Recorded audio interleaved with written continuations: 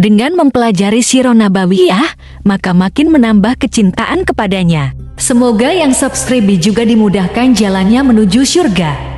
Silahkan tekan tombol like supaya postingan ini semakin tersebar. Dan tulis doa serta hajat pemirsa di kolom komentar. Semoga semakin banyak yang mengaminkan, maka semakin cepat terkabul.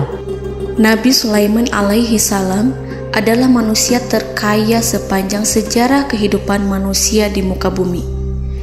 Dalam beberapa kitab suci seperti Al-Quran, Alkitab, dan Injil, Nabi Sulaiman alaihi salam dijelaskan sebagai manusia terkaya yang pernah hidup di muka bumi. Tidak ada satupun manusia yang bisa mengalahkan total kekayaannya hingga hari kiamat tiba. Para arkeolog telah menemukan situs peninggalan sejarah Islam yang mengungkap total kekayaan Nabi Sulaiman alaihi salam. Erez bin Yosef, seorang profesor sekaligus peneliti, ia menyatakan bahwa 3.000 tahun yang lalu Nabi Sulaiman alaihi salam diperkirakan memiliki kekayaan senilai 2,2 triliun US dollar. Dan apabila dikonversikan dengan nilai mata uang dolar hari ini, jika dirupiahkan, maka nilainya setara dengan 32.891.870 triliun rupiah. Profesor itu juga menjelaskan bahwa kekayaan Nabi Sulaiman alaihi salam berasal dari dua sumber, yakni istana kerajaan dan tambang tembaga. Nilai itu berkali-kali lipat lebih banyak dari total kekayaan negara Indonesia yang hanya mencapai 11.454 triliun per 30 Desember 2021. Nabi Sulaiman alaihi salam memiliki beberapa mukjizat. Di antaranya adalah dapat berbicara dengan bahasa binatang. Beliau dapat memerintah mereka untuk melakukan sesuatu. Beliau juga dapat mengendalikan besar kecilnya tekanan angin dan dapat mengatur ke arah mana angin akan berhembus. Sehingga dengan itu Nabi Sulaiman dapat memanfaatkan angin sebagai kendaraannya dan juga kendaraan tentaranya. Nabi Sulaiman juga bisa melunakkan besi dan membentuknya menjadi pakaian perang yang anti tusukan senjata tajam. Nabi Sulaiman juga memimpin para jin. Mereka tunduk dan patuh pada perintah Nabi Sulaiman alaihi salam. Tidak hanya setan, iblis laknatullah yang merupakan makhluk pembangkang dapat dibuat tunduk bertekuk lutut pada perintah-perintah Nabi Sulaiman. Nabi Sulaiman bisa melakukan teleportasi, yaitu berpindah dari suatu tempat ke tempat yang lain dalam waktu singkat. Peristiwa itu dibuktikan dengan pemindahan singgasana Ratu Balqis atas perintah Nabi Sulaiman. Nabi Sulaiman dikenal sebagai raja yang adil dan bijaksana. Nabi Sulaiman diberkahi kecerdasan yang luar biasa untuk menyatu padukan segenap kekuatan yang Allah berikan kepadanya. Ia mengelola dan membawa kerajaannya menjadi kekuatan raksasa yang tak terkalahkan di masanya dengan segenap kemampuan yang dimilikinya.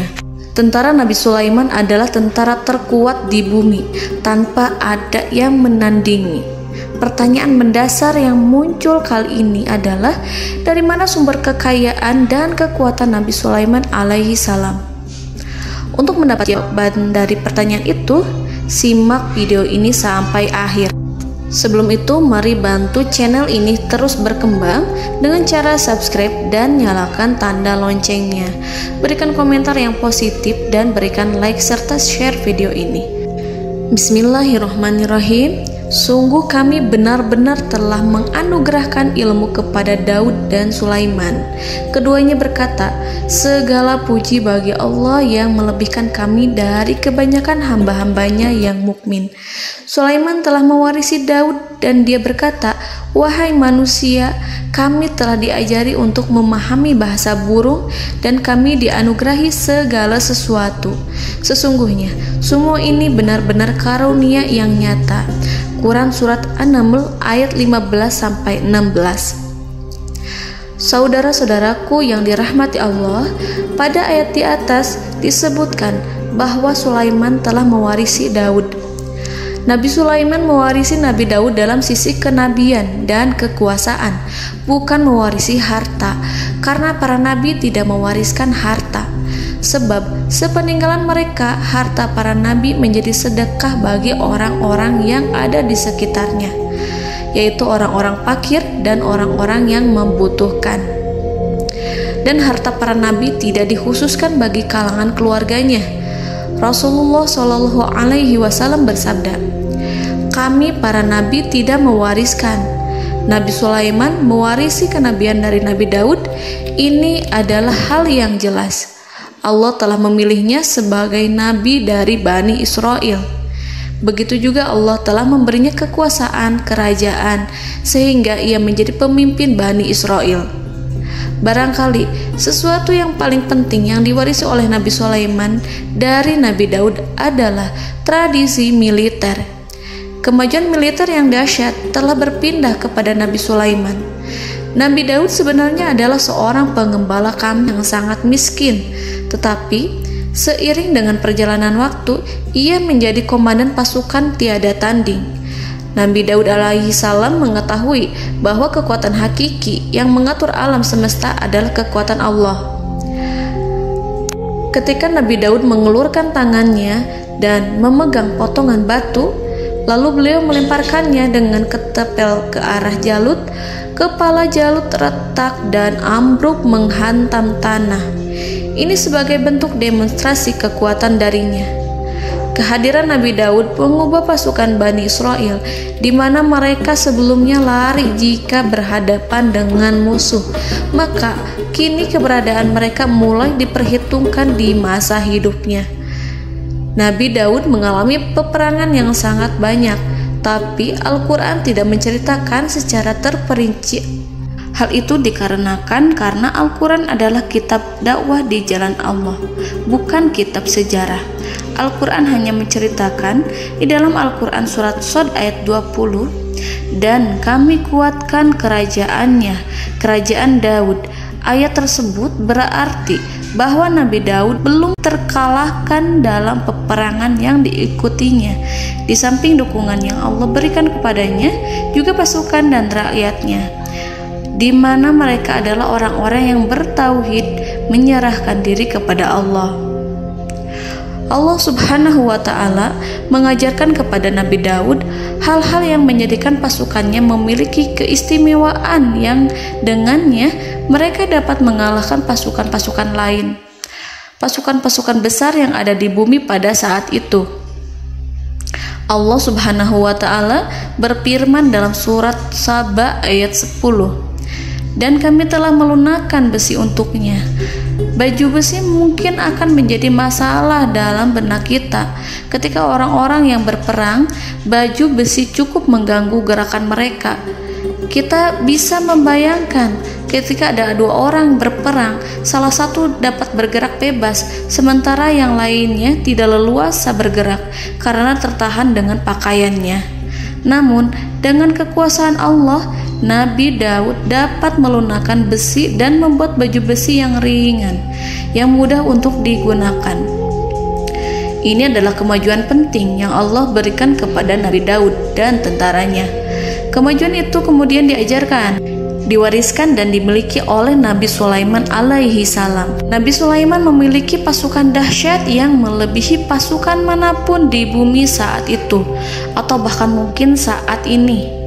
Bahkan Allah menambahkan karunia-Nya kepada Nabi Sulaiman yang disebutkan dalam Al-Quran surat An-Naml ayat 16. Dan Sulaiman telah mewarisi Daud, dan dia berkata, "Wahai manusia, kami telah diberi pengertian tentang suara burung, dan kami diberi segala sesuatu. Sesungguhnya ini benar-benar suatu karunia yang nyata." Saudara-saudaraku yang dirahmati Allah, pada suatu hari Nabi Sulaiman alaihi salam menengadahkan tangannya dan berdoa kepada Allah Subhanahu wa ta'ala.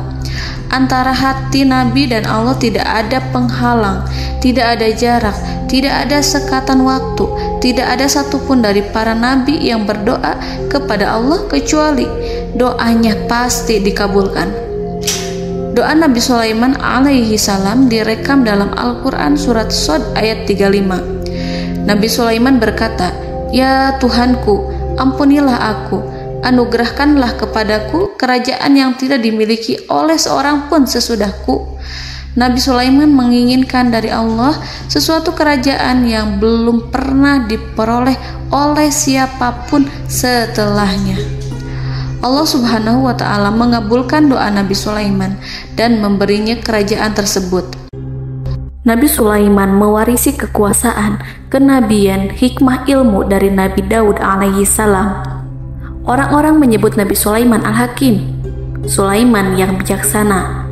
Kebijaksanaan Nabi Sulaiman tidak terbatas pada keadilannya di tengah-tengah manusia dan juga kasih sayangnya kepada mereka. Namun, kebijaksanaan Nabi Sulaiman juga berlaku di kalangan burung dan binatang lainnya. Nabi Daud juga mengenal bahasa burung, tetapi Nabi Sulaiman dapat berbicara dengan bahasa burung. Bahkan, ia dapat menggantikannya sebagai pembantunya. Ketika Nabi Daud bertasbih di gunung, burung-burung serta binatang buas ikut bertasbih bersamanya. Bahkan angin pun berhenti untuk mendengarkan tasbih itu. Sedangkan Nabi Sulaiman alaihi salam, Allah Subhanahu wa ta'ala memberinya karunia lebih dari itu, di mana binatang-binatang buas tunduk padanya, begitu juga angin dan burung. Saudara-saudaraku yang dirahmati Allah, Nabi Sulaiman alaihi salam mampu mendengarkan bisikan semut yang berbicara kepada sesama mereka. Bahkan ia mampu memerintahkan semut tersebut sehingga semut itu menjadi taat pada perintahnya. Pasukan Nabi Sulaiman memiliki kekuatan yang sangat dahsyat. Belum pernah ada di dunia ini satu pasukan pun yang memiliki kekuatan seperti itu. Kekuatan Nabi Sulaiman berasal dari beberapa kombinasi yang sangat mengagumkan, sehingga karenanya ia tidak dapat tertandingi. Kekuatan itu terdiri dari manusia, binatang-binatang, jin, dan lain sebagainya. Kita mengetahui bahwa jin adalah makhluk Allah dan manusia tidak mampu melihatnya atau menghadirkannya atau meminta pertolongan kepadanya. Sedangkan Nabi Sulaiman telah diberi Allah suatu kemampuan untuk menundukkan jin, memperkerjakan mereka sebagai tentara di tengah-tengah peperangan. Bahkan ia mampu menjadikan mereka sebagai pekerja-pekerja kasar di kerajaannya saat tidak ada peperangan. Oleh sebab itu, ketika ada pasukan lain yang mencoba melawan pasukan Nabi Sulaiman, mustahil mereka akan mendapatkan kemenangan. Bahkan pasukan Nabi Sulaiman diperkuat oleh pasukan burung. Burung di pasukan Nabi Sulaiman memerankan tugas penting, yaitu menjadi agen intelijen. Kita mengetahui bahwa peranan informasi saat peperangan adalah hal yang penting. Dari informasi tersebut, pasukan dapat mengetahui keadaan lawannya. Demikianlah peranan burung pada pasukan Sulaiman. Ia terbang di tengah-tengah musuh. Kemudian, ia kembali kepada Nabi Sulaiman untuk menyampaikan berita tentang keadaan lawannya. Di samping jin dan burung, Allah juga menundukkan angin untuk Nabi Sulaiman. Nabi Sulaiman dapat memerintahkan angin dan ia mampu untuk menaiki angin tersebut. Dalam Al-Quran surat Shad ayat 36-40, Allah Subhanahu wa ta'ala berfirman, "Kami tundukkan kepada angin yang berhembus dengan baik menurut kemana saja yang dikehendaki Sulaiman. Dan kami tundukkan pula kepadanya setan-setan, semuanya ahli bangunan dan penyelam, dan setan yang lain yang terikat dalam belenggu. Inilah anugerah kami, maka berikanlah kepada orang lain atau tahanlah untuk dirimu tanpa perhitungan, dan sesungguhnya dia mempunyai kedudukan yang dekat pada sisi kami dan tempat kembali yang baik." Saudara-saudaraku yang dirahmati Allah, Allah Subhanahu wa Ta'ala juga memberikan kemampuan yang tak seorang pun dari para nabi mendapatkannya, yaitu kemampuan untuk memerintah setan. Setan adalah salah satu bagian dari jin. Ia adalah kelompok yang celaka dari bangsa jin. Kelompok ini sebenarnya tidak mampu dikuasai oleh manusia. Bahkan jin yang soleh tidak dapat mengatur setan. Adapun Nabi Sulaiman, Allah telah memberinya kekuasaan untuk menundukkan setan dan mempekerjakannya, bahkan mengikatnya dengan rantai serta menghukumnya jika ia menentang pada perintahnya. Setan membangun untuk Sulaiman istana-istana, patung-patung dan alat-alat perang.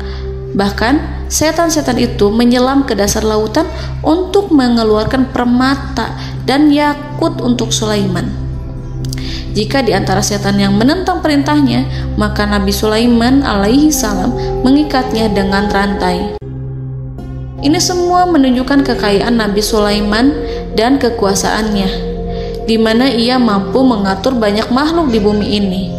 Tentu saja, kemampuan itu semua adalah atas izin dari Allah Subhanahu wa Ta'ala sebagai mukjizat darinya. Allah Subhanahu wa Ta'ala berfirman dalam Al-Quran surat Saba ayat 12, dan sebagian dari jin adalah yang bekerja di hadapannya di bawah kekuasaannya dengan izin Tuhannya, dan siapa yang menyimpang di antara mereka dari perintah kami, maka kami rasakan kepadanya azab neraka yang apinya menyala-nyala. Para jin itu membuat untuk Sulaiman apa yang dikehendakinya, dari gedung-gedung yang tinggi, patung-patung, dan piring-piring yang besarnya seperti kolam, atau periuk yang tetap berada di atas tungku. Saudara-saudaraku yang dirahmati Allah, Nabi Sulaiman yang bijaksana adalah penguasa yang tak tertandingi di muka bumi. Meskipun memperoleh nikmat-nikmat khusus yang agung itu yang Allah berikan kepada Sulaiman, beliau tetap menunjukkan dirinya sebagai manusia yang paling banyak berzikir kepada Allah dan manusia yang paling banyak bersyukur di zamannya. Saudara-saudaraku yang dirahmati Allah, sebagaimana Allah Subhanahu wa Ta'ala memberikan nikmat kepada ayahnya Nabi Daud alaihi salam, di mana ia mampu melunakkan besi, dan Allah mengajarinya bagaimana cara mencairkan besi, maka Nabi Sulaiman alaihi salam dapat memanfaatkan tembaga yang cair untuk peperangan. Dan juga di saat perdamaian, pada saat peperangan, beliau mencampur tembaga dengan besi dan menjadikannya perunggu. Mereka menggunakan senjata-senjata perunggu dalam peperangan seperti pedang, baju besi, dan juga pisau. Senjata-senjata ini adalah senjata yang paling kuat pada saat itu. Sedangkan di saat damai, tembaga digunakan untuk membuat bangunan, perhiasan, dan sebagainya. Meskipun Nabi Sulaiman mendapatkan nikmat yang besar dan karunia yang khusus, Allah Subhanahu wa Ta'ala mengujinya dengan suatu ujian yang dahsyat. Ujian yang akan selalu datang kepada seorang hamba yang soleh. Ketika hamba itu mendapatkan kedudukan besar, maka ujiannya pun menjadi besar. Allah Subhanahu wa Ta'ala menguji Nabi Sulaiman dengan penyakit. Diceritakan oleh Fahru Roji, Nabi Sulaiman diuji dengan suatu penyakit yang keras, di mana kedokteran saat itu tidak dapat dan tidak mampu mengatasinya. Sakitnya Nabi Sulaiman sangat keras sehingga para dokter dari kalangan manusia ataupun jin tidak mampu menghilangkan penyakit itu. Lalu burung-burung menghadirkan rumput-rumput yang dianggapnya sebagai obat, tetapi Nabi Sulaiman tak kunjung sembuh. Semakin hari penyakit Nabi Sulaiman semakin menjadi-jadi, sehingga ketika Nabi Sulaiman duduk di atas kursi, ia duduk bagaikan tubuh tanpa roh. Seakan-akan ia mati karena saking keras penyakit yang dideritanya. Sakit yang diderita oleh Nabi Sulaiman alaihi salam berlangsung sangat lama. Namun Nabi Sulaiman tidak henti-hentinya berzikir kepada Allah dan meminta kesembuhan kepadanya, serta selalu beristighfar dan mengungkapkan rasa cinta kepadanya. Selesailah ujian Allah terhadap hambanya Nabi Sulaiman. Beliau pun sembuh Nabi Sulaiman merasakan kembali kesehatannya setelah ia mengetahui segala kejayaan dan segala kekuasaan serta segala kebesarannya tidak lagi mampu menghilangkan penyakit yang dideritanya kecuali jika Allah menghendaki. Saudara-saudaraku yang dirahmati Allah, Nabi Sulaiman telah membangun tempat ibadah, tempat sujud, sehingga manusia menyembah Allah di dalamnya. Orang-orang yang membangunnya berjumlah puluhan ribu orang. Tentu setiap kelompok dari mereka memiliki pekerjaan masing-masing. Di antara mereka ada yang mencairkan tembaga, di antara mereka ada yang tukang pahat, ada yang tukang ukir, ada yang membelah batu, ada yang memotong kayu, ada yang mendatangkan rumput-rumput dari Libanon, ada yang mendatangkan emas dan menjadikannya lempengan-lempengan yang mengkilat untuk menutupi kayu serta untuk melapisi dinding-dinding. Bahkan golongan jin pun membantu membangun tempat tersebut, tentu dengan perintah dan bimbingan Nabi Sulaiman. Mereka membuat patung-patung yang besar, membuat bejana yang besar untuk tempat makan para tentara dan pekerja, yaitu bejana seperti gunung. Karena saking berat dan besarnya, mereka juga membuat tempat-tempat minum yang besarnya seperti kolam. Nabi Sulaiman mengawasi para pekerjanya dan juga mengurusi masyarakatnya, di mana beliau mengenali problem mereka dan berusaha memecahkannya. Beliau juga mengawasi pasukan dari kalangan binatang dan burung. Beliau mengetahui apabila ada satu di antara mereka yang tidak datang, kemana ia pergi serta mengapa ia pergi. Nabi Sulaiman menguasai pengetahuan itu semua. Nabi Sulaiman bukan hanya mengetahui problem tentara-tentaranya dari kalangan manusia ataupun tentaranya dari kalangan burung, namun ia juga menunjukkan kasih sayang terhadap semut, di mana beliau mendengar bisikannya dan tidak suka untuk menginjaknya. Nabi Sulaiman selalu menundukkan kepalanya ke bumi sebagai bentuk rasa rendah diri dan syukur kepada Allah. Pada suatu hari, Nabi Sulaiman alaihi salam berjalan di depan tentaranya dan tiba-tiba ia mendengar suara semut yang berkata kepada temannya dari kalangan semut. Hal itu terekam dalam Al-Quran surat An-Naml ayat 18-19. Wahai semut-semut, masuklah ke dalam sarang-sarangmu agar kamu tidak terinjak oleh Sulaiman dan tentaranya, sedangkan mereka tidak menyadarinya. Nabi Sulaiman alaihi salam tersenyum mendengar itu dan ia berdoa, "Ya Allah, ya Tuhanku, berilah aku ilham untuk tetap mensyukuri nikmat-Mu yang telah Engkau anugerahkan kepadaku dan kepada kedua orang ibu bapakku, dan untuk mengerjakan amal soleh yang Kau ridhoi, dan masukkanlah aku ke dalam rahmat-Mu, ke dalam golongan hamba-hamba-Mu yang soleh." Saudara-saudaraku yang dirahmati Allah, meskipun Nabi Sulaiman mendapatkan kekuasaan dan memiliki tentara yang besar, namun beliau menunjukkan kasih sayang terhadap bangsa semut. Beliau mendengarkan bisikannya dan melihat semut yang ada di depannya. Oleh karena itu, tak mungkin baginya untuk menginjak golongan semut itu. Nabi Sulaiman bersyukur kepada Allah telah memberinya nikmat, yaitu nikmat rahmat dan kasih sayang. Di samping itu, Nabi Sulaiman alaihi salam adalah orang paling kaya di dunia. Istananya terbuat dari kayu gaharu yang memiliki wangi harum. Istananya terbuat dari emas yang terkadang dari kristal. Beliau juga memiliki kursi besar yang terbuat dari emas dan permata. Istana Nabi Sulaiman merupakan istana yang paling besar di dunia. Nabi Sulaiman menggunakan pakaian dari emas dan permata. Meskipun demikian, Nabi Sulaiman tetap menunjukkan sebagai hamba yang berserah diri dan rendah diri di hadapan Allah Subhanahu wa Ta'ala. Nabi Sulaiman yang merendahkan diri di hadapan Allah, ia selalu sujud kepada Allah, sebagaimana ayahnya yang selalu bertasbih pada Allah. Nabi Sulaiman selalu melantunkan lagu-lagu cinta ilahi dan hanya memuji Allah Subhanahu wa Ta'ala. Pada suatu hari, Nabi Sulaiman alaihi salam mengeluarkan perintah kepada pasukannya untuk bersiap-siap. Kemudian, Nabi Sulaiman keluar dan memeriksa pasukannya satu demi satu.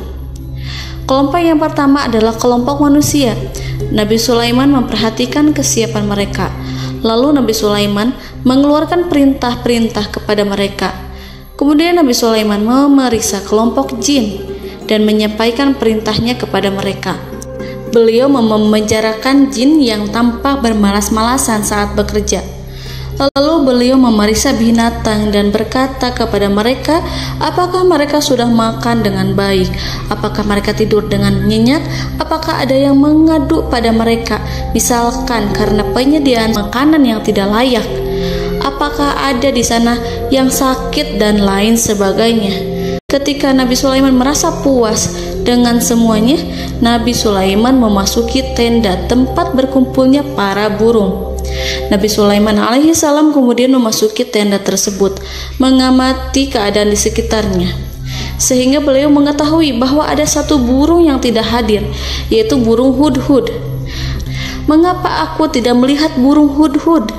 Burung-burung yang lain tampak terdiam sebagai penghormatan, dan mereka mendengarkan apa yang akan dikatakan pemimpin mereka.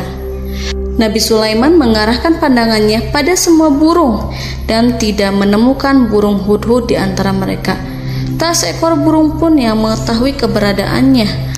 Burung hudhud absen pada apel wajib kali ini. Nabi Sulaiman mulai menampakkan kemarahannya. Tiba-tiba, seekor burung kecil memberanikan diri untuk berkata kepada Nabi Sulaiman, "Wahai Nabi yang mulia, seharusnya hudhud ada bersamaku kemarin untuk melaksanakan tugas penyelidikan. Ia adalah pemimpin misi itu. Namun, burung hudhud belum datang. Oleh karena itu, aku tidak pergi bersamanya." Burung itu tampak gemetar. Nabi Sulaiman mengetahui bahwa hudhud tidak hadir dan tak seorang pun mengetahui kemana ia pergi. Burung hudhud pergi tanpa izin terlebih dahulu. Dalam keadaan marah, Nabi Sulaiman berkata, "Sungguh aku benar-benar akan mengazabnya dengan azab yang sangat keras atau benar-benar menyembelihnya, kecuali jika ia benar-benar datang kepadaku dengan alasan yang jelas."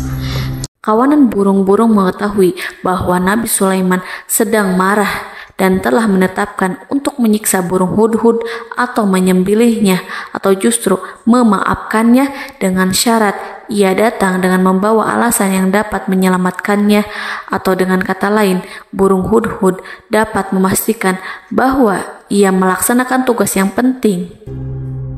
Nabi Sulaiman menunjukkan kemarahan yang besar sehingga siapapun akan merasa takut kepada Nabi Sulaiman yang marah. Nabi Sulaiman kemudian pergi dari tempat burung tersebut. Nabi Sulaiman masih memikirkan keadaan burung hudhud. Seharusnya burung hudhud menjadi bagian penting dari badan intelijen. Apakah ia pergi untuk menyingkap suatu, atau apakah ia pergi hanya untuk bermain-main? Nabi Sulaiman telah memperhatikan dan mengetahui bahwa burung hudhud adalah seekor burung yang cerdik dan juga fasih berbicara. Terkadang Nabi Sulaiman mendapati burung hudhud sedang bermain-main dan menunda-nunda pekerjaannya. Namun ketika Nabi Sulaiman melihatnya, burung hudhud memahami bahwa perbuatannya tidak benar.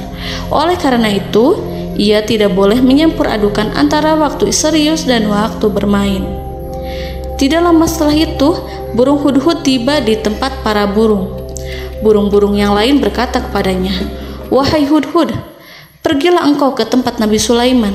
Jika ia mengetahui bahwa engkau telah sampai, jiwamu benar-benar terancam." Mendengar itu, burung hudhud segera beranjak. Ia terbang menemui Nabi Sulaiman. Pada waktu itu, Nabi Sulaiman sedang duduk bersama tentaranya yang lain. Burung hudhud berdiri. Ia telah merencanakan untuk memulai pembicaraan dengan Nabi Sulaiman sebelum Nabi Sulaiman bertanya kepadanya kemana dia pergi. Ini sebagai bukti bahwa hudhud telah melaksanakan suatu tugas yang penting. Dalam Al-Quran Surat An-Naml ayat 22, burung hudhud berbicara, "Aku telah mengetahui sesuatu yang kamu belum mengetahuinya, dan kubawa kepadamu dari negeri Saba suatu berita penting yang diyakini seakan-akan burung hudhud hendak berkata, 'Aku adalah hudhud yang miskin, tapi aku mengetahui apa yang tidak engkau ketahui, dan aku telah datang kepadamu dari kerajaan Saba dengan membawa berita yang sangat penting.'" Nabi Sulaiman tampak terdiam menunggu hudhud menyelesaikan kisahnya. Dalam surat An-Naml ayat 23-24, burung hudhud berkata, Sesungguhnya aku menjumpai seorang wanita yang memerintah mereka. Dia dianugerahi segala sesuatu serta mempunyai singgasana yang besar. Aku mendapati dia dan kaumnya menyembah matahari selain Allah. Dan setan-setan telah menjadikan mereka memandang indah perbuatan-perbuatan mereka, lalu menghalangi mereka dari jalan Allah, sehingga mereka tidak mendapat petunjuk. Burung hudhud diam. Nabi Sulaiman merasa bahwa hudhud menunjukkan kepasihan lisannya. Nabi Sulaiman berkata dalam Quran surat An-Naml ayat 27 sambil menunjukkan senyum manisnya. Nabi Sulaiman berkata, "Akan kami lihat apakah kamu benar wahai hudhud, ataukah kamu termasuk orang-orang yang berdusta." Seakan-akan burung hudhud ingin mengatakan, "Aku tidak berbohong, wahai Nabi yang mulia." Namun diamnya Sulaiman membuat takut sehingga burung hudhud terdiam. Nabi Sulaiman terdiam karena berpikir, lalu ia memutuskan sesuatu setelah itu. Beliau melihat kepada lainnya dan meminta secari kertas. Nabi Sulaiman menulis surat singkat dan menyerahkannya kepada hudhud serta memerintahkan kepadanya seperti yang dikatakan dalam Quran surat An-Naml ayat 28. "Pergilah dengan membawa suratku ini, lalu jatuhkanlah kepada mereka, kemudian berpalinglah dari mereka, lalu perhatikanlah apa yang mereka bicarakan." Al-Quranul Karim hanya menceritakan dalam Quran surat An-Naml bagaimana perginya hudhud dan bagaimana ia menyerahkan surat itu. Lalu Al-Quran langsung menyebut keadaan kerajaan Balqis yang saat itu sedang membaca surat di depan para pembesar kerajaan dan para menterinya. Dalam Al-Quran surat An-Naml ayat 29-31 berkatalah Balqis, "Wahai pembesar-pembesar, sesungguhnya telah dijatuhkan kepadaku sebuah surat yang mulia. Sesungguhnya surat ini dari Sulaiman, dan sesungguhnya isinya dengan menyebut nama Allah yang Maha Pengasih lagi Maha Penyayang, bahwa janganlah kalian berlaku sombong terhadapku, dan datanglah kepadaku sebagai orang yang berserah diri." Saudara-saudaraku yang dirahmati Allah, dalam surat tersebut Nabi Sulaiman menyebutkan supaya mereka menyerahkan diri dan tunduk kepada perintah Nabi Sulaiman. Nabi Sulaiman memerintahkan agar mereka meninggalkan penyembahan terhadap matahari. Nabi Sulaiman tidak mempersoalkan akidah mereka dan tidak memuaskan mereka dengan apapun. Nabi Sulaiman hanya memerintahkan bahwa ia berada di atas kebenaran. Bukankah ia didukung kekuatan yang berlandaskan keyakinan yang dimilikinya? Nabi Sulaiman hanya memerintahkan mereka agar tunduk dan patuh kepadanya. Ratu Sabak menyampaikan surat tersebut di tengah-tengah kaumnya. Dalam Quran surat An-Naml ayat 32 dijelaskan, "Dan berkatalah Balqis, wahai para pembesar, berilah aku pertimbangan dalam urusanku ini. Aku tidak pernah memutuskan sesuatu persoalan sebelum kamu berada dalam majelisku." Saudara-saudaraku yang dirahmati Allah, para pembesar istana Balqis menentang surat tersebut. Isi surat itu membangkitkan kesombongan kaum Sabak, di mana mereka merasa lebih kuat. Mereka mengetahui bahwa di sana ada seorang yang mencoba menentang mereka dan mengisyaratkan peperangan kepada mereka. Lalu ia meminta kepada mereka untuk memenuhi syarat-syaratnya sebelum terjadinya peperangan dan kekalahan. Dalam surat An-Naml ayat 33, mereka menjawab, "Kita adalah orang-orang yang memiliki kekuatan dan juga memiliki keberanian yang sangat besar dalam peperangan. Dan keputusan berada di tanganmu, wahai rajaku. Maka pertimbangkanlah apa yang akan kamu perintahkan." Saudara-saudaraku yang dirahmati Allah, para pembesar kaum Sabak seakan ingin berkata, "Kita siap untuk melaksanakan perang." Tampaknya ratu itu memiliki kebijakan yang lebih baik dari pembesar kaumnya. Surat Sulaiman itu membuatnya berpikir lebih jernih dan lebih berhati-hati. Ia berusaha sebisa mungkin menghindari peperangan. Ratu itu berpikir dalam tempo yang lama. Nama Sulaiman tidak diketahuinya dan ia pun belum pernah mendengarnya. Oleh karena itu, Ratu kaum Sabak tidak mampu mengetahui dan mendeteksi seberapa besar kekuatan Nabi Sulaiman. boleh jadi Nabi Sulaiman memiliki kekuatan yang dahsyat sehingga ia mampu memerangi kekuasaannya dan mengalahkannya. Kemudian ratu memperhatikan apa yang ada di sekelilingnya. Ia melihat kemajuan masyarakatnya dan juga kekayaannya. Barangkali ia mengira bahwa Nabi Sulaiman iri terhadap kemajuan dan kekayaannya itu, sehingga Nabi Sulaiman ingin menyerangnya. Setelah mempertimbangkan isi surat Nabi Sulaiman dengan cermat, Ratu Saba memilih untuk tidak bersikap ceroboh dan bodoh. Ratu lebih suka untuk menggunakan bahasa kelembutan. Ia mengirim kepada Nabi Sulaiman suatu hadiah yang besar. Ratu mengira bahwa Nabi Sulaiman seorang yang ambisius, yang boleh jadi ia telah mendengar tentang kekayaan kerajaan Saba. Para utusan pergi dengan membawa hadiah dari Ratu Saba. Ratu berharap agar mereka dapat memasuki kerajaan Nabi Sulaiman dan akan mengetahui kondisi kerajaannya. Saat mereka pulang, Ratu ingin mendengar secara langsung dari mereka tentang bagaimana keadaan kaum Nabi Sulaiman dan pasukannya. Setelah mendapatkan informasi yang cukup, maka Ratu Balqis dapat membuat sesuatu keputusan yang tepat. Ratu menyembunyikan apa yang terlintas dalam pikirannya, lalu ia berbicara kepada pembesar istananya bahwa ia dapat menyingkap niat jahat Raja Sulaiman melalui cara mengirimkan hadiah kepadanya.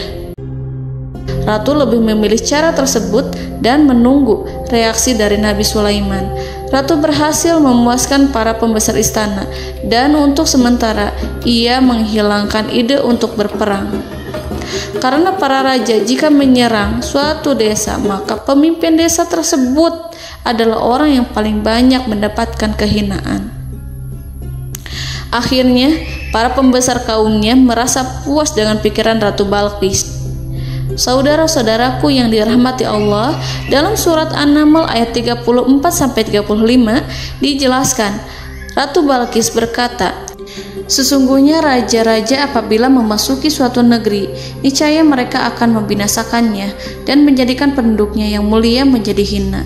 Dan demikian pula lah yang akan mereka perbuat. Dan sesungguhnya aku akan mengirim utusan kepada mereka dengan membawa hadiah, dan aku akan menunggu apa yang akan dibawa kembali oleh utusan itu." Kemudian sampailah hadiah dari Ratu Balqis kepada Nabi Sulaiman. Para intelijen Nabi Sulaiman memberitahunya bahwa utusan Balqis datang dengan membawa hadiah. Nabi Sulaiman langsung mengetahui bahwa Ratu Balqis itu sengaja mengirim orang-orangnya untuk mengetahui atau untuk mendapatkan informasi tentang kekuatannya. Lalu setelah itu ia akan mengambil keputusan atau mengambil sikap kepada kerajaan Sulaiman. Nabi Sulaiman segera memanggil semua pasukannya untuk berkumpul. Utusan Balqis segera memasuki istana Nabi yang dipenuhi dengan pasukan yang besar bersenjata. Melihat itu, utusan Ratu Balqis tercengang dan terkejut ketika mereka melihat kekayaan yang mereka bawa tidak ada apa-apanya dibandingkan dengan kerajaan Nabi Sulaiman. Hadiah mereka tampak tidak berarti.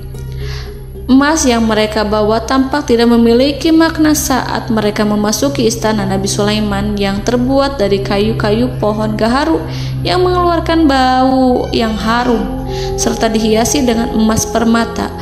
Para utusan Ratu Balqis berdiri bersama Nabi Sulaiman dan menyaksikan bagaimana Nabi Sulaiman mengendalikan pasukannya. Kemudian mereka mulai berpikir tentang kekuatan dan kualitas pasukan Nabi Sulaiman. Betapa kagetnya mereka ketika melihat di tengah-tengah pasukan itu terdapat singa, burung, dan tentara dari kalangan manusia yang mampu terbang. Mereka pun sadar bahwa mereka di hadapan pasukan yang tiada tandingannya. Selesailah demonstrasi pasukan Nabi Sulaiman. Kemudian para utusan ratu dipersilahkan maju ke tempat hidangan makanan. Para utusan itu sangat terkejut ketika melihat berbagai macam makanan dari penjuru dunia ada di depannya. Dan di antara makanan itu terdapat pula makanan yang biasa ditemukan di negeri mereka. Tetapi mereka melihat bahwa makanan itu memiliki rasa yang lebih istimewa. Selain itu, piring-piring yang ada di depan mereka terbuat dari emas dan mereka dilayani oleh laki-laki yang berhias dengan emas. Di meja makan itu terdapat burung, ikan laut, dan berbagai macam daging yang mereka tidak mampu lagi membedakan daging apa itu. Nabi Sulaiman tidak makan bersama mereka, tapi beliau makan dengan menggunakan piring yang terbuat dari kayu. Beliau memakan roti yang kering yang dicampur dengan minyak. Inilah makanan yang dipilih Nabi Sulaiman. Makan bersama mereka dalam keadaan diam, mereka merasa kehadiran Nabi Sulaiman menciptakan suatu wibawa yang luar biasa. Selesai perjamuan itu, lalu dengan sangat malu mereka menyerahkan hadiah dari Ratu Balqis kepada Nabi Sulaiman. Hadiah itu berupa emas yang bagi mereka hadiah itu sangat bernilai tinggi. Tapi di sini hadiah itu tampak kecil di hadapan kekayaan Nabi Sulaiman yang sangat mengagumkan. Nabi Sulaiman memperhatikan hadiah dari Ratu Balqis itu dan berkata dalam Quran surat An-Naml ayat 36, "Maka apa yang diberikan Allah kepadaku lebih baik daripada apa yang diberikannya kepadamu, tetapi kamu merasa bangga dengan hadiahmu." Saudara-saudaraku, Raja Sulaiman menyingkap dengan kata-katanya yang singkat itu penolakannya terhadap hadiah mereka. Ia memberitahu utusan itu bahwa ia tidak menerima hadiah tersebut. Ia tidak merasa puas dengan hadiah itu. Yang membuatnya puas hanyalah, janganlah kalian berlaku sombong terhadapku dan datanglah kepadaku sebagai orang-orang yang berserah diri. Lalu Nabi Sulaiman berkata kepada mereka dengan pelan. Hal itu diabadikan dalam Al-Quran surat An-Naml ayat 37. "Kembalilah kepada mereka, sungguh kami akan mendatangi mereka dengan bala tentara yang mereka tidak kuasa melawannya. Dan pasti kami akan mengusir mereka dari negara itu, yaitu negeri Saba, dengan terhina. Dan mereka akan menjadi tawanan-tawanan yang hina." Saudara-saudaraku yang dirahmati Allah, Nabi Sulaiman kemudian meninggalkan para utusan ratu setelah terlebih dahulu mengancam mereka. Para utusan itu berharap agar Nabi Sulaiman mau menunggu kunjungan Ratu Balqis yang akan membawa misi perdamaian. Akhirnya, sampailah para utusan Ratu Balqis ke negeri Saba. Mereka segera menuju istana sang ratu. Mereka memberitahu bahwa negeri mereka ada di ujung tanduk. Mereka menceritakan kepada ratu tentang kekuatan Nabi Sulaiman dan tidak mungkin bagi mereka mampu melawannya. Mereka meyakinkan Ratu Balqis bahwa ia harus mengunjunginya dan melihat sendiri bagaimana kebesaran kerajaan Nabi Sulaiman. Kemudian Ratu Balqis menyiapkan dirinya untuk pergi menuju kerajaan Nabi Sulaiman. Nabi Sulaiman duduk di kursi kerajaan di tengah-tengah para pembesarnya dan para menterinya, serta para komandan pasukannya. Beliau berpikir tentang sosok Balqis. Nabi Sulaiman mengetahui bahwa Balqis menuju tempatnya. Balqis dikelilingi rasa takut. Nabi Sulaiman berpikir sejenak tentang bagaimana matahari disembah. Ia memikirkan bagaimana informasi yang diterima oleh intelijennya tentang kemajuan kerajaan Balqis dalam bidang kesenian dan ilmu pengetahuan.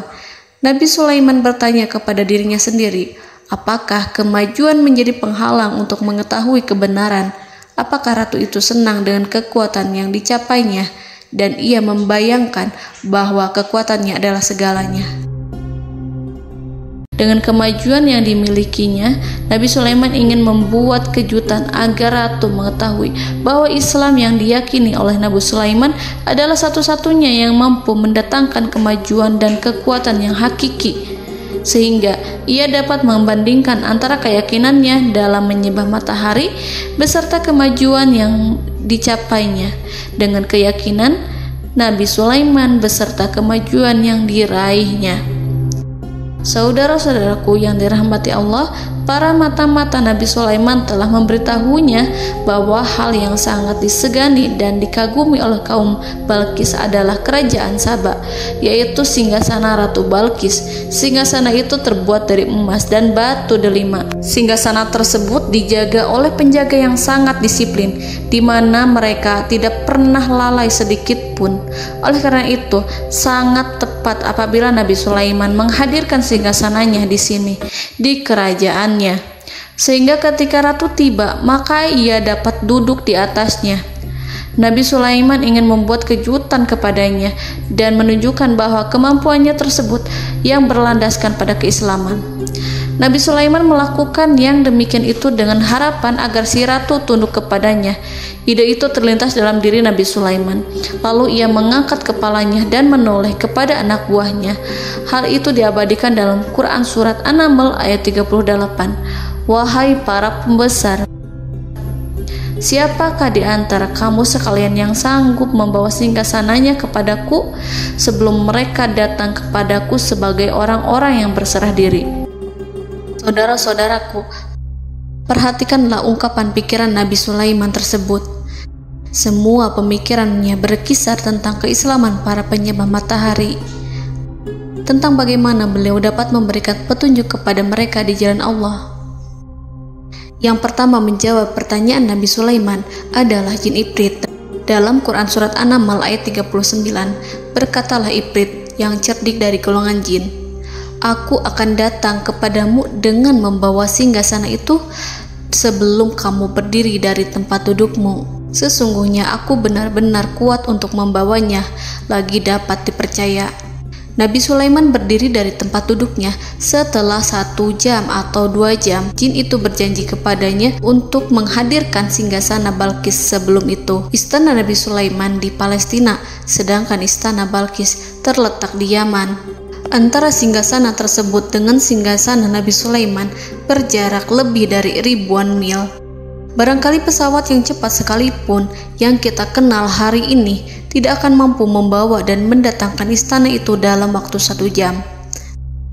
Tetapi masalahnya di sini, berhubung dengan kekuatan jin yang serba misterius, Nabi Sulaiman tidak mengomentari sedikit pun terhadap apa yang dikatakan oleh Ifrit. Nabi Sulaiman tampak menunggu tanggapan lain yang mampu menghadirkan singgasana Balkis yang lebih cepat dari jin Ifrit. Nabi Sulaiman menoleh kepada seorang yang di sana, yang duduk di atas naungan. Hal itu diceritakan dalam Al-Quran Surat An-Naml ayat 40. Berkatalah seseorang yang mempunyai ilmu dari Alkitab, "Aku akan membawa singgasana itu kepadamu sebelum matamu berkedip." Maka tatkala Sulaiman melihat singgasana itu terletak di hadapannya, ia pun berkata, "Ini termasuk karunia Tuhanku untuk menguji aku. Apakah aku akan bersyukur atau mengingkari nikmatnya? Dan barang siapa yang bersyukur, maka sesungguhnya dia bersyukur untuk kebaikan dirinya sendiri. Dan barang siapa yang ingkar, maka sesungguhnya Tuhanku maha kaya lagi maha mulia." Saudara-saudaraku, belum lama seseorang yang mempunyai ilmu dari Alkitab menyatakan kalimatnya, sehingga singgasana itu tiba-tiba ada di depan Nabi Sulaiman, yang mampu menghadirkan singgasana itu lebih cepat dari kedipan mata. Al-Quranul Karim tidak menyingkap kepribadian seseorang yang menghadirkan singgasana itu. Al-Quran hanya menggarisi bahwa orang itu mempunyai ilmu dari Alkitab. Al-Quran tidak menjelaskan kepada kita apakah ia seorang malaikat ataukah manusia ataukah jin. Al-Quran sengaja tidak menyingkap hakikat kitab yang dimaksud. Saudara-saudaraku yang dirahmati Allah, setelah melihat singgasana itu, Nabi Sulaiman bersyukur kepada Allah. Ia mulai memperhatikan singgasana sang ratu.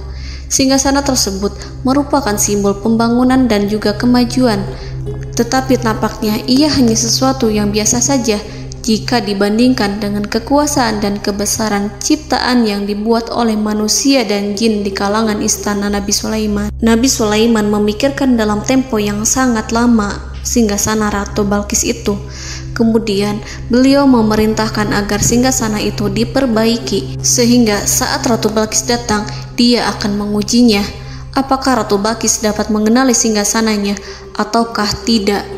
Dalam Al-Quran Surat An-Naml ayat 41, Nabi Sulaiman berkata, "Ubahlah baginya singgasananya, maka kita akan melihat apakah dia mengenal ataukah dia termasuk orang-orang yang tidak mengenalnya." Saudara-saudaraku yang dirahmati Allah, Nabi Sulaiman memerintahkan agar dibangun istana yang akan digunakan untuk menyambut Ratu Balkis. Nabi Sulaiman memilih tempat di laut, dan ia memerintahkan agar dibangun suatu istana di mana sebagian besarnya terdiri dari air laut. Nabi Sulaiman memerintahkan agar lantainya itu terbuat dari kaca yang tebal dan kuat, sehingga orang-orang yang berjalan di atas istana itu akan dapat melihat di bawahnya ada ikan-ikan berwarna-warni yang berenang-renang. Dan mereka akan melihat rumput-rumput laut yang bergerak-gerak. Akhirnya, selesailah pembangunan istana itu. Saking bersihnya kaca lantainya, sehingga tampak di sana tidak ada kaca. Burung hudhud memberitahu Nabi Sulaiman bahwa Balqis telah sampai dekat kerajaannya. Kemudian Ratu Balqis datang. Al-Quran tidak menyebutkan keadaan Nabi Sulaiman saat menyambut Balqis, namun Al-Quran menunjukkan dua sikap Ratu Balqis. Yang pertama, bagaimana sikap Balqis ketika pertama kali melihat singgasananya yang datang mendahuluinya, padahal ia telah meninggalkan pengawalannya untuk tetap setia menjaga singgasananya itu. Keadaan kedua adalah keadaan di depan istana yang dibangun untuk penyambutan Balqis. Istana itu penuh dengan permata yang berenang-renang di bawahnya ikan-ikan. Dalam Quran Surat An-Naml ayat 42 dijelaskan, dan ketika Balqis datang, ditanyakanlah kepadanya, "Serupa inikah singgasanamu?" Balqis menjawab, "Seakan-akan singgasana ini adalah singgasanaku. Kami telah diberi pengetahuan sebelumnya, dan kami adalah orang-orang yang berserah diri." Saudara-saudaraku, pada dialek di atas, Balqis melihat singgasananya dan ia tercengang saat mengetahui bahwa itu adalah singgasana miliknya. Namun kemudian ia mulai ragu karena melihat tidak sepenuhnya itu singgasana miliknya. Jika itu benar-benar miliknya, lalu bagaimana ia datang mendahuluinya? Dan bila bukan singgasananya, maka bagaimana Sulaiman dapat meniru sepersis dan seteliti itu? Padahal Sulaiman tidak pernah sekalipun ke kerajaannya. Nabi Sulaiman berkata saat melihat Balqis mengamati singgasananya, "Apakah ini singgasanamu?" Balqis terlihat sangat kebingungan, namun setelah itu ia menjawab, "Sepertinya benar." Nabi Sulaiman berkata, "Kami telah diberi ilmu sebelumnya dan kami sebagai orang-orang muslim." Saudaraku yang dirahmati Allah, melalui pertanyaan Nabi Sulaiman ingin mengisyaratkan kepada Balqis agar ia membandingkan antara keyakinannya beserta ilmu yang dicapainya dengan keyakinan Nabi Sulaiman yang muslim beserta pengetahuan yang telah diraihnya. Penyembahan terhadap matahari dan pencapaian ilmu yang dicapai oleh Ratu Balqis tanpa tidak ada apa-apanya dibandingkan dengan ilmu Nabi Sulaiman dan keislaman. Nabi Sulaiman telah mendahuluinya dalam bidang ilmu karena keislamannya. Karena itu, sangat mudah baginya untuk mengungguli Balqis dalam ilmu-ilmu yang lainnya. Demikianlah yang disyaratkan dalam pertanyaan Nabi Sulaiman kepada Ratu Balqis. Ratu Saba itu mengetahui bahwa ini adalah singgasananya, di mana singgasana itu datang lebih dahulu daripada dirinya. Beberapa bagian darinya telah diubah saat Balqis masih di perjalanan menuju ke tempat Nabi Sulaiman. Ia berpikir kemampuan apa yang dimiliki Nabi Sulaiman. Ratu Balqis tercengang melihat apa yang disaksikannya, yang berupa buah dari keimanan Nabi Sulaiman dan hubungannya dengan Allah Subhanahu wa Ta'ala. Sebagaimana Balqis juga tercengang ketika melihat kemajuan di bidang ilmu pembangunan, seni, dan ilmu-ilmu yang lainnya. Maka ia tidak lebih kagum lagi saat melihat hubungan yang kuat antara keislaman Nabi Sulaiman dengan ilmunya serta kemajuan yang diraihnya. Dalam Al-Quran Surat An-Naml ayat 43 dijelaskan, dan apa yang disembahnya selama ini selain Allah mencegahnya untuk melahirkan keislamannya, karena sesungguhnya ia terdahulu termasuk orang-orang yang kafir. Saudara-saudaraku yang dirahmati Allah, berguncanglah dalam benak Balqis ribuan hal ketika melihat keyakinan kaumnya runtuh di hadapan Nabi Sulaiman. Ia menyadari matahari yang disembahnya hanya merupakan ciptaan Allah, dan Allah lah yang menggerakkannya untuk hamba-hambanya. Lalu terbitlah matahari kebenaran dalam dirinya. Hatinya diterangi oleh cahaya baru yang tidak akan tenggelam seperti tenggelamnya matahari. Masa keislamannya hanya menunggu waktu. Ratu Balqis memilih waktu yang tepat untuk mengumumkan keislamannya. Allah Subhanahu wa Ta'ala berfirman dalam Quran Surat An-Naml ayat 44. Dikatakan kepadanya, masuklah ke dalam istana. Maka tatkala ia melihat lantai istana itu, dikiranya kolam air yang besar dan disingkapnya 2 betisnya. Berkatalah Sulaiman, sesungguhnya ia adalah istana licin yang terbuat dari kaca. Berkatalah Balqis, wahai Tuhanku, sesungguhnya aku telah berbuat zalim terhadap diriku dan aku berserah diri bersama Sulaiman kepada Allah Tuhan semesta alam. Saudara-saudaraku yang dirahmati Allah, dikatakan kepada Balqis, masuklah ke dalam istana. Ketika ia masuk, maka ia tidak menyaksikan adanya kaca, tetapi ia melihat air, sehingga ia mengira akan bersinggungan dengan air. Lalu ia menyingkapkan sedikit bajunya agar bajunya itu tidak basah. Nabi Sulaiman mengingatkannya tanpa melihatnya agar ia tidak khawatir terhadap pakaiannya, karena pakaiannya tidak akan basah sebab di sana tidak ada air. Itu sekedar kaca yang halus, yang saking halusnya sehingga ia tidak tampak. Pada kesempatan itulah Balqis mengumumkan keislamannya yang mengakui kelalimannya, dan ia menyatakan menyerahkan diri kepada Nabi Sulaiman dan kepada Allah Tuhan semesta alam. Lalu kaumnya pun mengikutinya dan mereka memeluk Islam. Balqis menyadari ia berhadapan dengan penguasa yang terbesar di bumi dan Nabi Allah yang mulia. Untuk pertama kalinya, wajah Sulaiman tampak dihiasi dengan senyuman yang menunjukkan kepuasannya sejak Balqis mengunjunginya. Demikianlah Nabi Sulaiman mewujudkan kejayaannya yang hakiki dan menyebarkan cahaya Islam di muka bumi. Saudara-saudaraku, Al-Quran tidak menyebutkan kisah Balqis setelah keislamannya.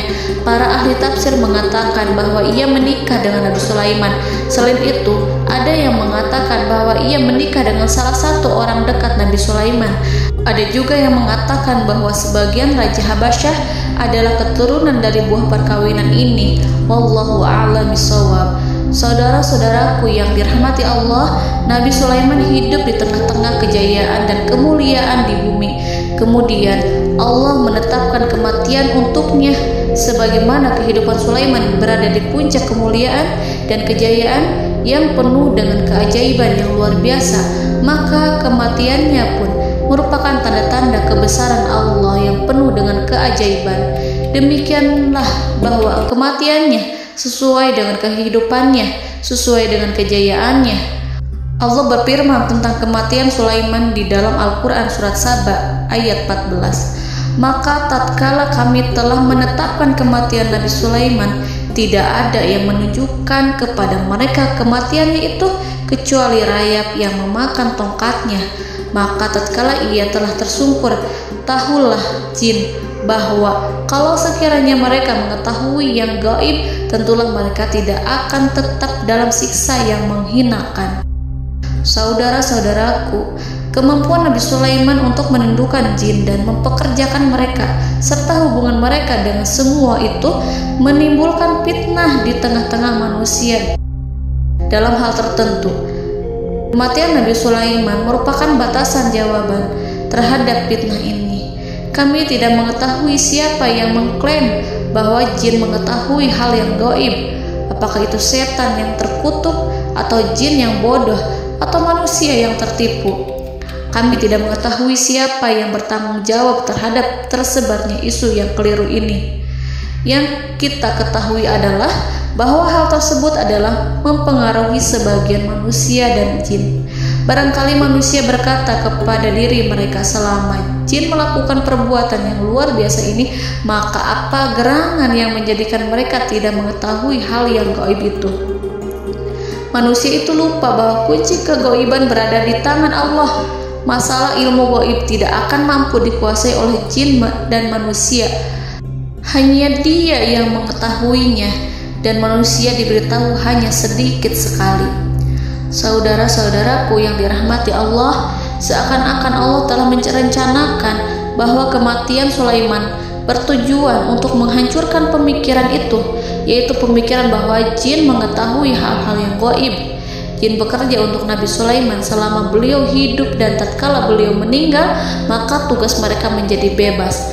Nabi Sulaiman meninggal tanpa diketahui oleh jin, sehingga mereka tetap bekerja untuk mereka, tetap mengabdi kepada Sulaiman.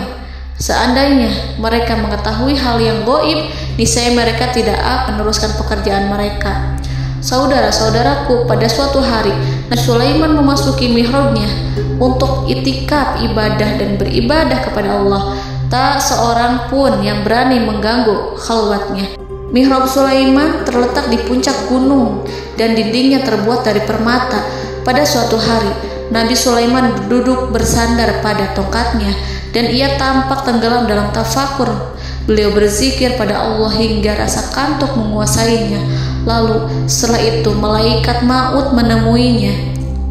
Nabi Sulaiman pun meninggal. Beliau bersandar kepada tongkatnya.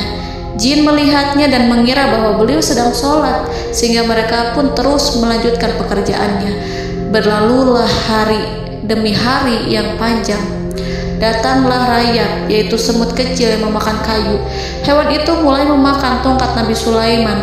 Rayap itu tampak lapar. Sebagian dari tongkat Nabi Sulaiman dimakan beberapa hari oleh rayap itu. Ketika yang dimakannya semakin bertambah, maka tongkat itu pun menjadi rusak dan kemudian jatuh dari tangan Nabi Sulaiman alaihi salam. Tubuh mulia itu kehilangan keseimbangan dan kemudian jatuh terhempas di bumi.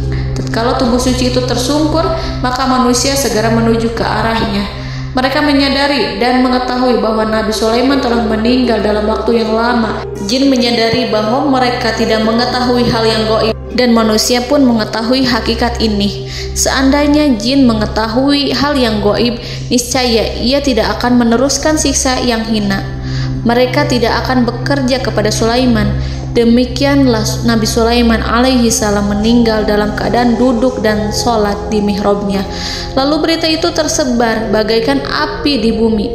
Manusia, burung, dan binatang buas mengantarkan jenazah Nabi Sulaiman. Sekawanan burung tampak sedih dan menangis. Semua makhluk bersedih. Akhirnya tak seorang pun mengetahui bahasa burung di bumi. Meninggallah seorang yang memahami pembicaraan burung, binatang-binatang, jin, dan lain sebagainya. Burung-burung itu berkata, betapa beratnya kehidupan di tengah orang-orang yang tidak mengetahui pembicaraan kita.